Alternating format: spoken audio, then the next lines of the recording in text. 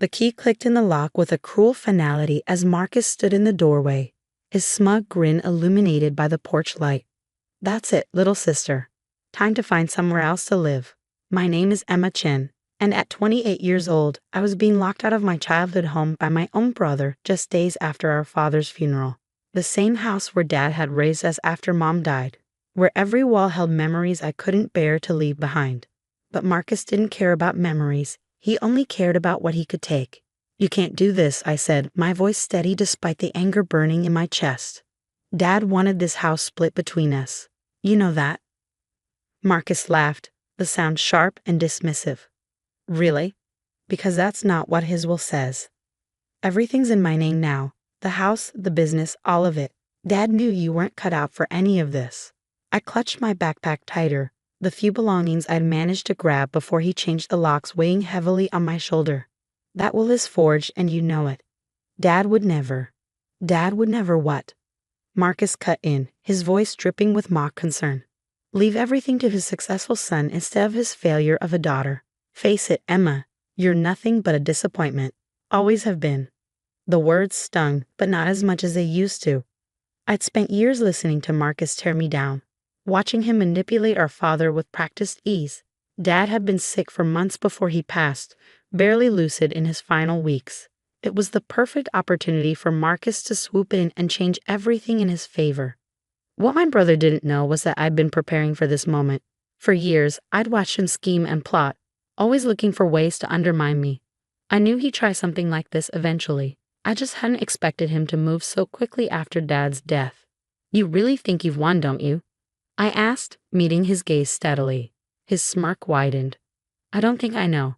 Now get off my property before I call the police." I turned to leave, but paused at the bottom of the steps. "One more thing, Marcus. Did you ever wonder why Dad insisted on those weekly dinners with his attorney? The ones you were always too busy to attend?" For just a moment, I saw uncertainty flicker across his face. "What are you talking about?" "You'll find out," I said simply, then walked away into the night, leaving him standing in the doorway of what he thought was his victory. What Marcus didn't know, what I'd kept carefully hidden for months, was that those dinners weren't just social calls. They were meetings where Dad, in his more lucid moments, had carefully documented everything. Every transaction Marcus had manipulated, every document he'd altered, every lie he told to turn our father against me. Dad might have been sick, but he wasn't stupid. He'd seen through Marcus's act long before the end. I made my way to my car, parked around the corner where Marcus couldn't see it. As I slid behind the wheel, I pulled out my phone and dialed a familiar number. "Mr. Harrison? It's Emma Chen. I think it's time we move forward with everything." "Are you sure?" The attorney's voice was gentle but firm. "Once we start this process, there's no going back." I thought about Marcus's smug face, about all the years he'd spent trying to destroy me, about how he thought he'd finally won. "I'm sure," I said. "Dad trusted us to handle this the right way. Let's make sure his real wishes are carried out." As I hung up, I couldn't help but smile. Marcus thought he'd left me with nothing. But in reality, he'd just walked right into the trap Dad and I had spent months setting up. He was about to learn that sometimes the people you underestimate are the ones you should fear the most. The next morning, I woke up in my apartment, the one Marcus didn't know about, paid for with money I'd been quietly saving for years. I learned early on not to keep all my eggs in one basket, especially with a brother like Marcus around. My phone was already buzzing with messages from him, each one more demanding than the last. "What did you mean about Dad's dinners? Stop ignoring me and answer your phone. Whatever you think you know, you're wrong." I deleted them all without responding. Let him stew in his uncertainty for a while. He'd spent years making me feel small and worthless. Now it was his turn to wonder what was coming. I made my way to Mr. Harrison's office, where a small team was already gathered. They'd been working behind the scenes for months, gathering evidence, tracking paper trails, building an ironclad case against everything Marcus had done. "Good morning, Emma," Mr. Harrison said, gesturing for me to take a seat. "Are you ready for this?" I nodded, pulling out a thick folder from my bag. Copies of all the documentation Dad and I had collected. "More than ready. What's our first step?" "Well," he said, spreading several documents across his desk, "your father was very thorough in his planning. He knew Marcus would try something like this after he passed, which is why he took such careful precautions. He pointed to a particular document, a true copy of Dad's will, properly notarized and dated just 2 months before his death. This is your father's actual will. The one Marcus filed is a forgery, and we can prove it. I leaned forward, scanning the contents. Everything was there, just as Dad had planned. The house and business were to be split equally between Marcus and me, with specific provisions to prevent either of us from forcing the other out. But that's just the beginning, Mr. Harrison continued, pulling out more papers. We also have evidence of financial fraud. Marcus has been embezzling from the family business for years. Your father suspected it, which is why he started keeping such detailed records. The evidence was damning. Fake invoices, doctored books, money transferred to offshore accounts. Marcus had thought he was being clever, but Dad had seen through it all. He'd just been waiting for the right moment to act. So what happens now? I asked, though I already knew the answer. Mr. Harrison smiled grimly. Now we file everything with the court. The forged will, the fraud evidence, all of it. Marcus won't just lose his claim to everything. He'll likely face criminal charges. I sat back in my chair, letting it all sink in. This wasn't just about getting what was rightfully mine anymore. This was about justice. For me, for Dad, for everyone Marcus had ever tried to hurt or control. He's going to fight back, I said quietly. Of course he will, Mr. Harrison agreed. But we have something he doesn't, the truth, and all the evidence to prove it. As if on cue, my phone buzzed again. Another message from Marcus. This one was different though, more desperate. Emma, please. We need to talk. Whatever you think you know, whatever Dad told you, we can work this out. Don't do anything rash. I showed the message to Mr. Harrison, who raised an eyebrow. He's starting to realize he's in trouble. Are you ready for what comes next? This could get ugly. I thought about all the times Marcus had belittled me, all the ways he tried to convince Dad I was worthless, all the years of manipulation and cruelty. I'm ready, I said firmly. Let's show my brother exactly what his worthless little sister is capable of. The next few days were a whirlwind of legal activity. Mr. Harrison's team filed motions contesting the forged will, submitted evidence of Marcus's fraud to the district attorney's office, and began the process of freezing assets to prevent my brother from hiding or moving any more money. Marcus, predictably, didn't take it well. His messages became increasingly frantic, alternating between threats and desperate attempts at reconciliation. You have no idea what you're doing. Please, Emma, let's talk about this. You'll regret this, I promise you that. We're family. Doesn't that mean anything to you? I saved every message but didn't respond.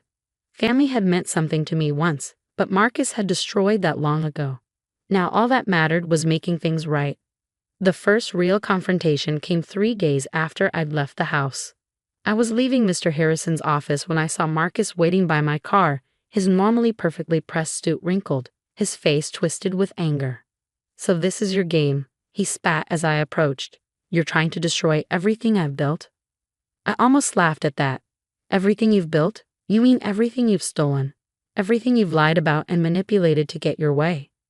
I did what I had to do, he shouted, taking a step toward me. Dad was weak, sentimental. He would have run the business into the ground trying to be fair to everyone. I made it stronger. By stealing, by forging documents and embezzling money, I kept my voice level, even as I noticed people starting to stare. That's not strength, Marcus. That's cowardice. His face reddened. You have no idea what it takes to succeed in this world. You're just like Dad, too soft, too trusting. I deserve everything I've taken. Well, I said, pulling out my phone, why don't we let the police decide that? His eyes widened as I pressed play on a recording app, capturing every word of his impromptu confession. He started, then stopped, realizing what he'd done. You always did talk too much when you were angry, I said quietly. Now get away from my car before I call security. He backed away slowly, his face a mask of hatred. This isn't over, Emma. You're right about that, I agreed. It's just beginning. As I watched him storm off, I felt a strange mix of satisfaction and sadness. The brother I'd once looked up to, the one I'd trusted and loved, was long gone. This man, this angry, desperate person, was all that was left. But I couldn't dwell on that now. There was still work to be done, and Marcus wasn't going to go down without a fight. I just had to make sure I was ready for whatever came next.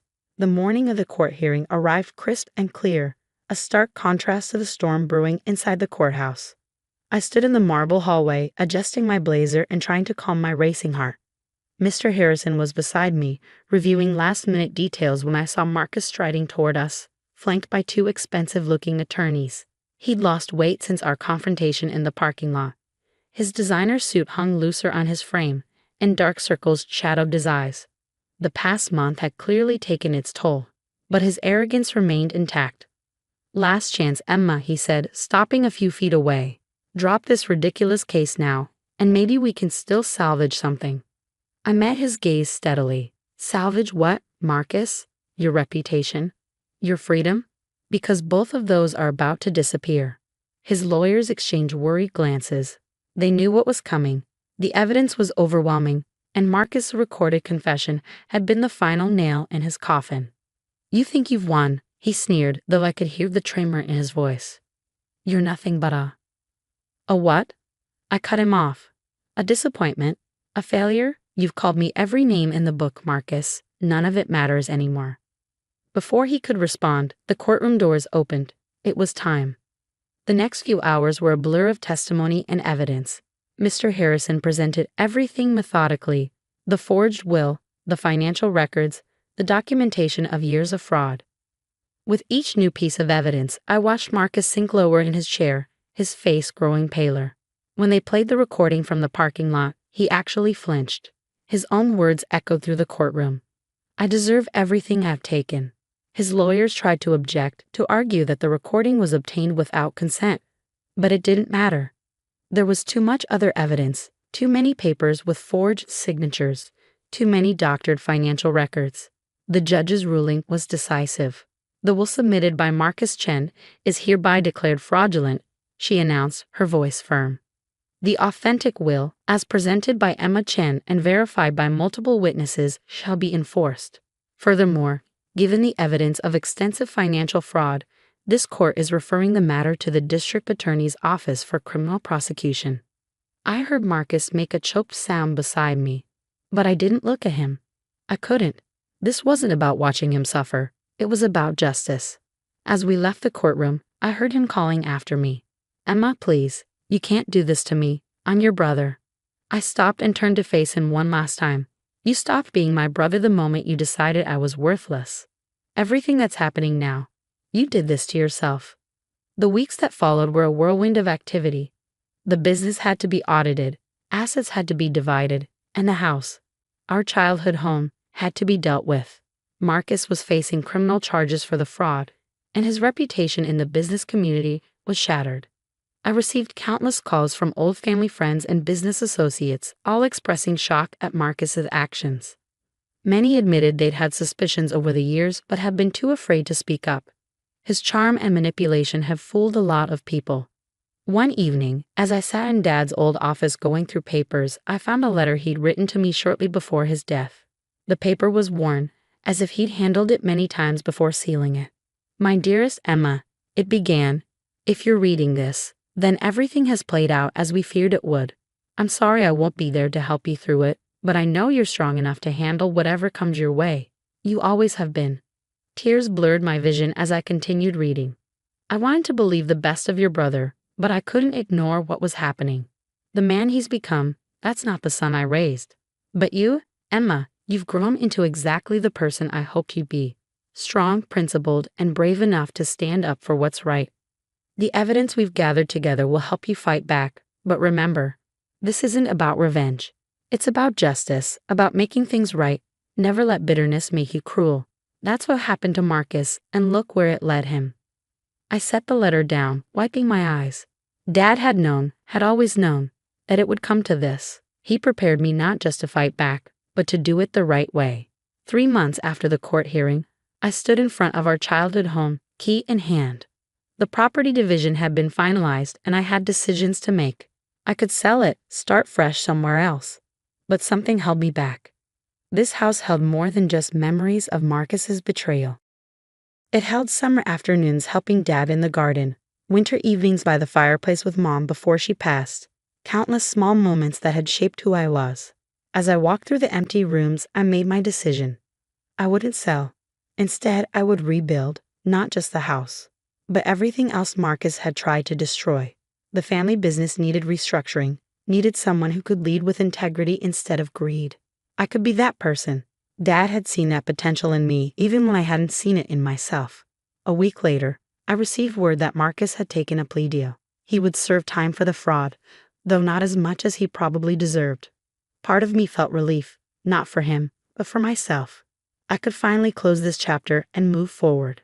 That evening, sitting in Dad's old office, my office now, I found myself thinking about everything that had led to this moment.